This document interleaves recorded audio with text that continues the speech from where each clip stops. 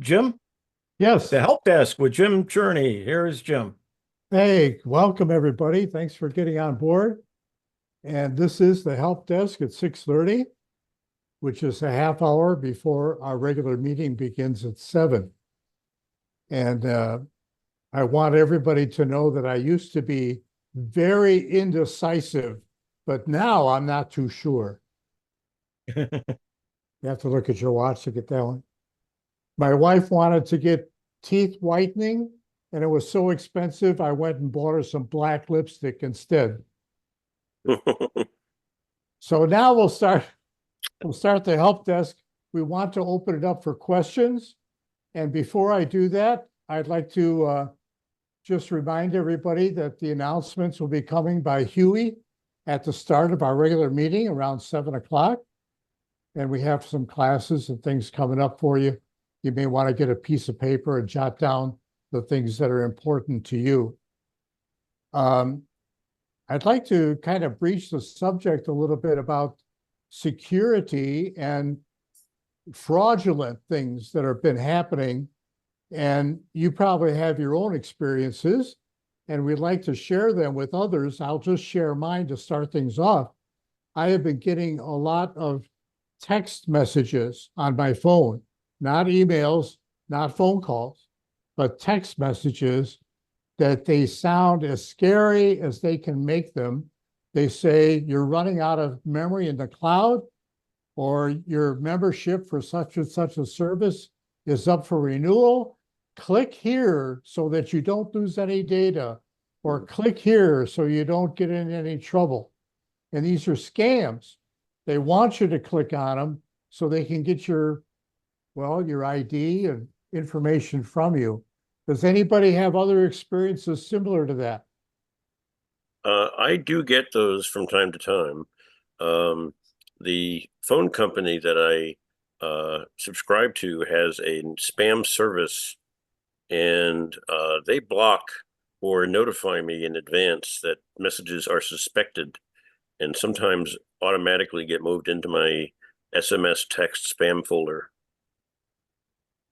I have checked at the end of the message, there's a place to click on or touch if you suspect that it was spam. And I've touched some of those and haven't touched on other text messages, and it doesn't seem to make any difference. I still get them. Hmm. I use a I think it's available for Apple. I use a free program called Haya, Haya, I believe. And it detects inbound phone calls and text messages that are suspected to be spam or telemarketers or things of that nature. When you click on spam to say this is likely a bogus message, you got to remember the spammers aren't idiots. They are not using one computer. They are using umpteen computers with different IP addresses for every one, different login names. So that's why it keeps coming through constantly. So you have to click on probably hundreds of spam messages to start getting a reduction. Mm. For me, T-Mobile, their built-in spam filter is doing an excellent job. I get some, but very little compared to what's actually out there. Yeah, I do. I've got T-Mobile and it says scam likely if they suspect it's spam. Okay. And I watch this guy sometimes on YouTube that he gets a spam or a bogus message some way, and he does all he can to find out where it came from and to get these people. And one was from Costco, and it was an official Costco website asking, could you do a quick 30-second feedback form online, and we'll send you a gift. And these gifts are, well, they're very cheap knockoff gifts, and they have you pay a shipping charge, which gives them a little money, but really in addition to that, they sign you up to be regularly billed. You give them your credit card number, they'll bill that every month for a membership fee without you knowing that you've joined a membership. Has nothing to do with Costco whatsoever. They just copy the Costco logo and whatever. I had an interesting thing happen on Friday when I picked up my snail mail, my mail from the post office box that I have. There was a check in there for $10 from one of a doctor's office that I haven't been to in years. And when I opened it, there was a note on it saying for overpayment of a bill. We've been going through our records and we found that you either overpaid us or paid for a copay that wasn't needed, or the copay was too high. And for $10, it certainly looked official. It was on that special paper you print checks on with the attached stub with the letter on it. That's all there was. It wasn't signed by a person. It was signed by the bookkeeping staff. And there were some things in it that just made me hesitate just taking it to the bank, because the only thing I could figure out is if I deposited, they might be able to get my account number or something. I just didn't know what the purpose of it, if it was fake. So finally this morning, I called their bookkeeping office and talked to a gentleman and explained to him. He looked up the records. And he said, yeah, you should have a check for $10. And I said, when was the overpayment? And he said, 2019. So somebody's been going through their books and they discovered that I was owed $10. It was on my account and I haven't gone back to them. So they sent me a check finally in 2024, 5 years later. But it's a good check and I can take it to the bank tomorrow. I said, thank you. Interest? They no, pay you interest? No, of course not. Oh, The gosh. interest is it'll buy a half a lunch for me. Yeah, very good. That's a good story, Huey. Yeah, Yeah, had a good But- outcome. but it's still, you got to be careful because you don't know. Yeah.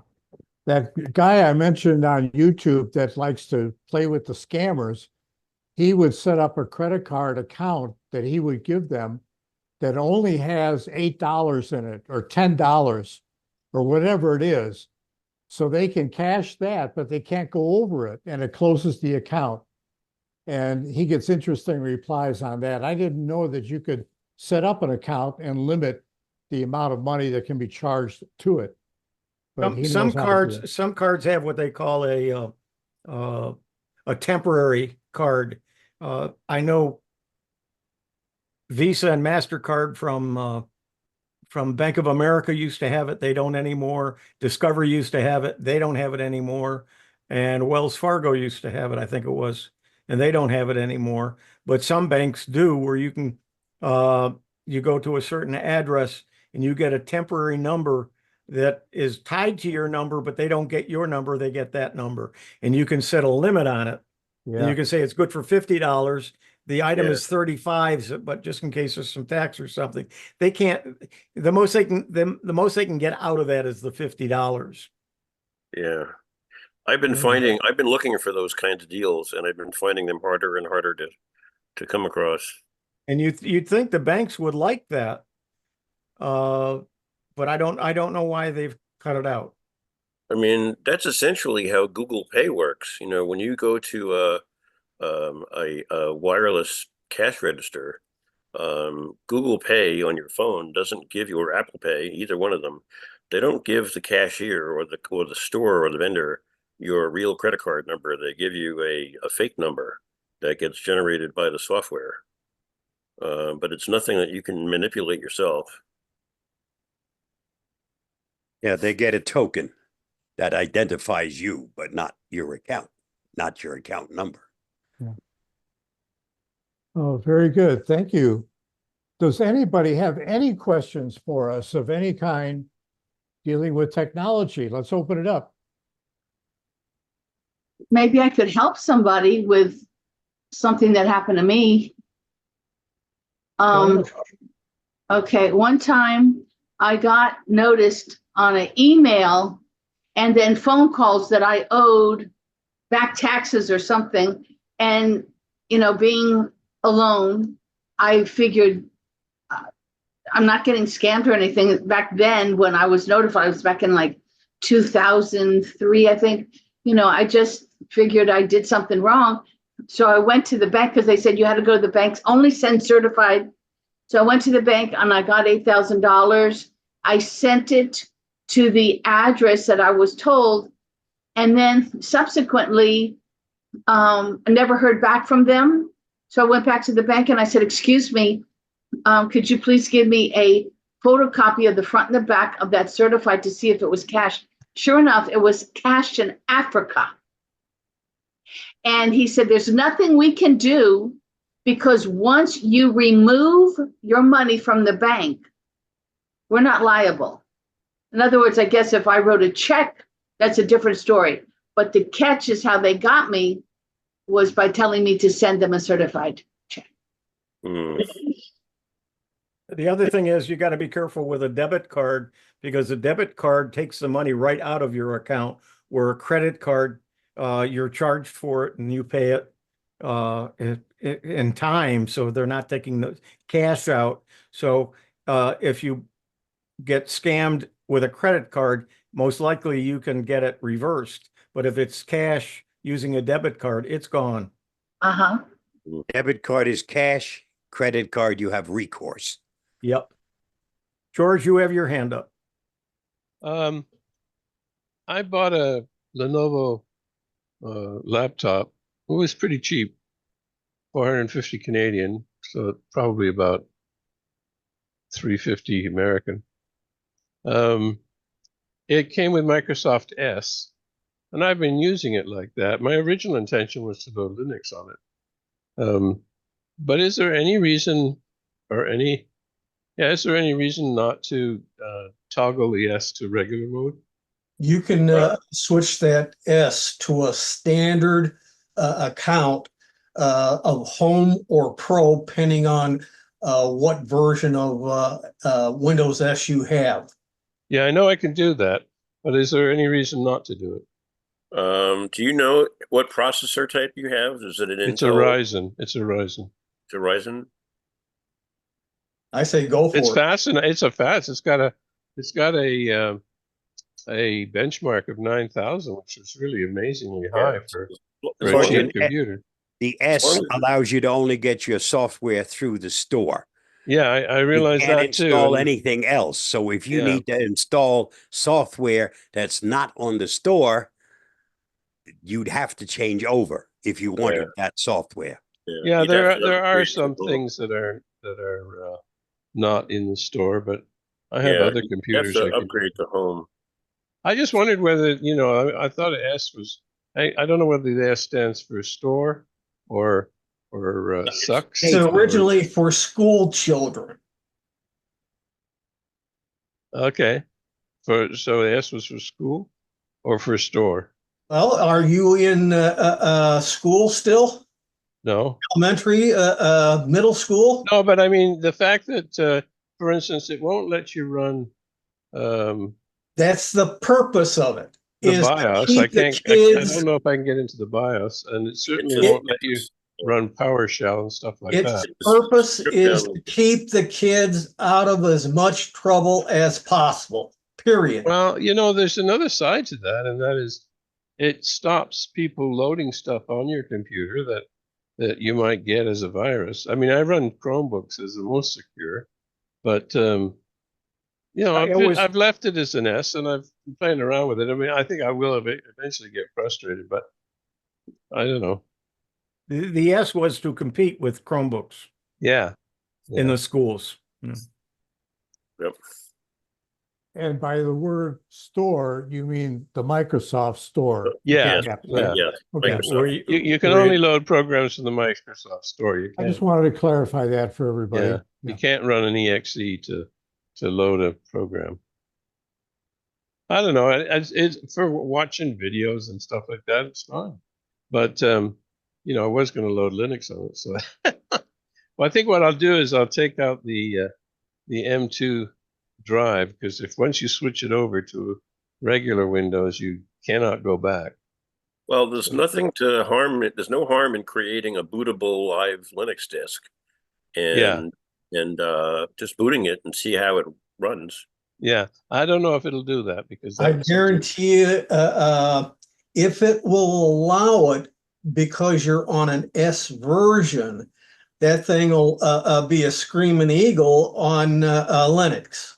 yeah, I don't care if you use a KDE desktop, which is one of the biggest out there, and you might say the most bloated potentially in Linux, but it'll run like crazy, because I've had a old Ryzen 2200G, which is a equivalent of a i3 processor, and it ran circles around an Intel chip.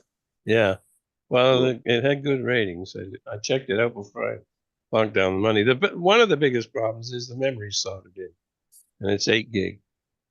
Yeah. And The so only thing you that's, need to check is to make sure if the BIOS is set for secure boot or not. If it's set for secure boot, you may need to go in and disable that. yeah, and I might have to change the hard drive to Double get check there. the last letter in the serial number of the processor identification. As an example, is it like a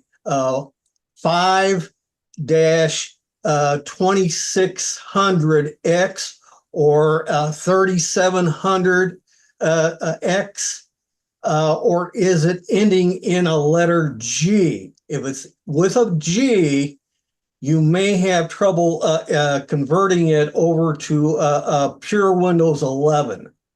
Okay, That's one little gotcha, because the G. it's already got Windows 11 on it. Okay, then you're lucking out, because the G model usually doesn't support the TPM, and that's the only thing that might stop you. Yeah, it came with. I only bought it about a month ago, and it came with 11. So I don't know. It's kind of playing around with it. I'm ready to crack the back off and see what's inside. Watch all the little Once wheels you change turn it around. over, it doesn't stop you from still getting all your stuff through the store. No, I know. Yeah, yeah. Right. Well, that's true, but it does. I just like I really like the Chromebook for its security.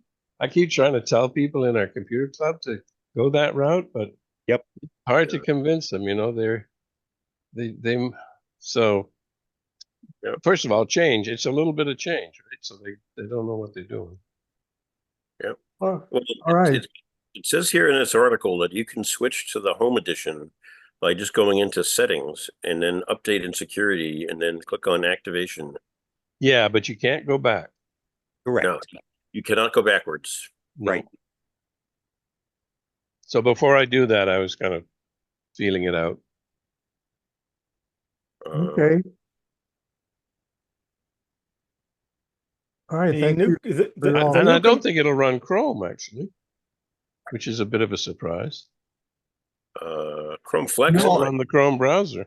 You have to load it a alternate browser only from the Microsoft Store, and you're going to be extremely limited if you can get an alternate browser. I don't think you can get Chrome out of the store. I'm not Oh, sure. you're not going to get Chrome. Google and Microsoft are like the Hatfields and McCoys. Yeah. Okay. when I got my new computer last week, I ran into a serious problem. I started to install everything, and when it installed the Windows itself, it's all in the computer, so I don't have to put disks in or anything. But it installed Windows, and then when I went to look at my C drive, none of the folders that I expected to see there, like document and pictures and downloads, were on. Well, downloads Yeah, was. they're all But up in the cloud. they're all up in the cloud, and I didn't want that.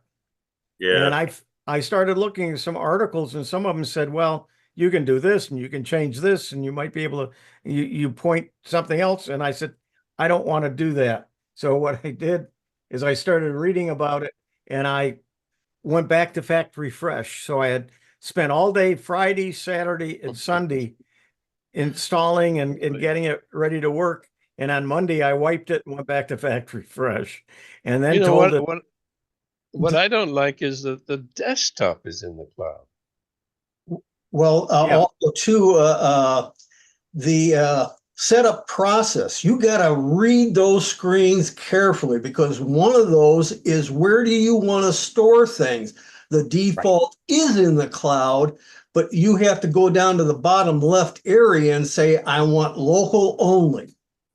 Okay. Yeah, and what it did, it not only put it on the cloud on live one, was it OneDrive, but it put it in an old folder that was a backup from 2007, and it put it in that folder. So everything was in that folder under 2007, and so I definitely wanted to redo it.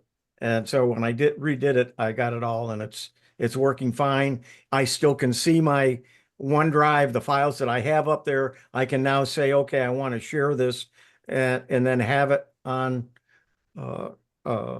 OneDrive if I want it, and it's in both places, and I'm happy with it, and it's working fine now. Mhm. But George, just for your information, if you're in the store and you do a search for Google Chrome, the first thing that pops up is Mozilla Firefox. And then you have all kinds of browsers, including some of the favorite ones like Brave, but you will not find Google Chrome's browser, not in the Microsoft store. I wonder if they let you install the Windows subsystem for Linux, because if they do, you can install Chrome that way.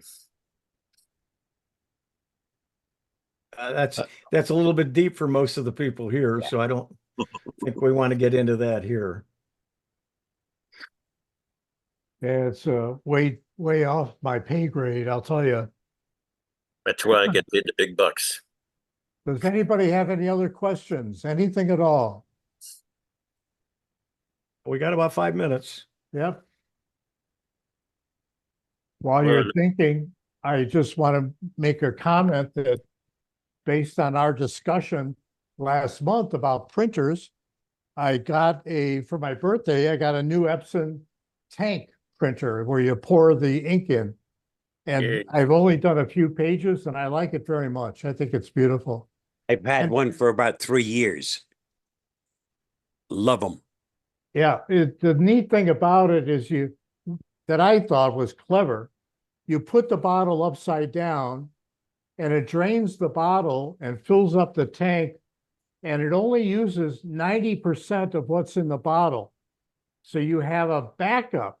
If you run out of ink on that printer, your bottle that you store away has a little bit of ink in it. You can put it in there and keep going until you get to the store and order more ink.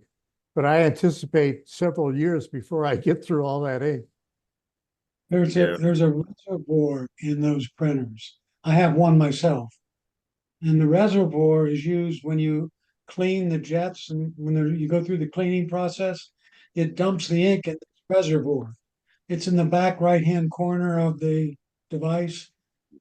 And after so many pages, it comes up and says, hey, you better clean your reservoir.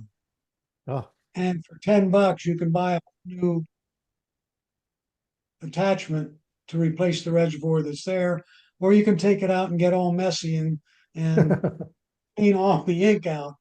I've done both. In fact, I just finished doing it on my printer. And with the newer ones, it resets the counter.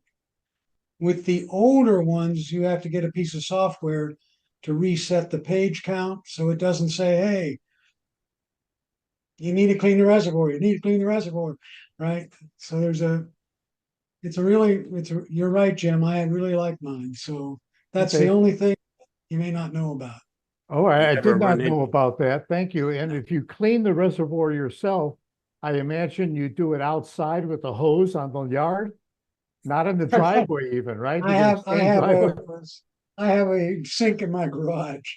And Oh, I have a pair of big gloves. But the ink washes off your hands really quickly. I mean, it's oh, it not, does. Oh, that's right. it was interesting. And it's full of sponges and I recommend you spend the $10 and get just a replacement. Yeah, okay. All All right, right, thank you. there's a question in the chat. It's fairly long and I don't know that I have time to really help her. But it says, I recently got a notice that my computer could not accept Windows 11 and I may have to buy a new computer. It said I have until October to buy a computer. I Googled about upgrading to Windows 11 and did see a video about a man who has a computer he bought in 2015. My computer is the same age. He has a complicated explanation of how the age of the computer could possibly overcome to accept Windows 11. The TPM module 2.0 seems to be the problem. What advice does STUG have about Windows 11 and how could I still use my computer from 2015? Marilyn, if you're not running 2011, it will be good until October of next year of 2025, not October of this year. So you got another Wow. year to worry about it. And even then, it will still work. It just means that it's not supported anymore. Yeah, you won't get any upgrades, any security upgrades, and so on. You can, and I don't recommend it for most people, that install Windows 11, but it's classified unsupported. If you never call Microsoft with a problem, who cares? You're on your own anyhow, and you'll talk to friends or groups like this to solve any problems you come up with. But Windows 11 unsupported will work on most old Intel-based computers and many Ryzen computers. Yeah, And I have one that's I can't get past 22H2 and the latest is 23H2 of the upgrades and that expires this month. So I'm going to try to find a workaround to get it up to 2311 but or 23H2. Huey, I'm on an insider Windows 11 and I'm on a 24H2 build on a computer that does not support Windows 11. I was a Microsoft Windows 10 insider and Microsoft updated me to Windows 11. I had that with 10, but with Huey, you have to download Rufus Downloader, and it will make you an install disk of 11 that bypasses all the security, and you probably will not have the problem with 24H2 that real old processors will have. Yeah, and doing that, I at least have some knowledge and can understand what's going on. But for most of our users here, I'm afraid that you're looking at a new computer after October of next year. Joel, if you can do it quickly, we've got to get to our announcements. So go ahead. Yes, I also have the Epson Echo tank, about 6 months, but it sounds like it grinds. Is that the cleaning process? Every couple of hours, it sounds like they're running something that's going round and round. It refreshes the ink supply so that you don't wind up with bad printing. Just let it be, and it's probably working correctly. Yep. Tremendous. Thank you for your help. Okay, with that, let me go ahead and take it away, Huey.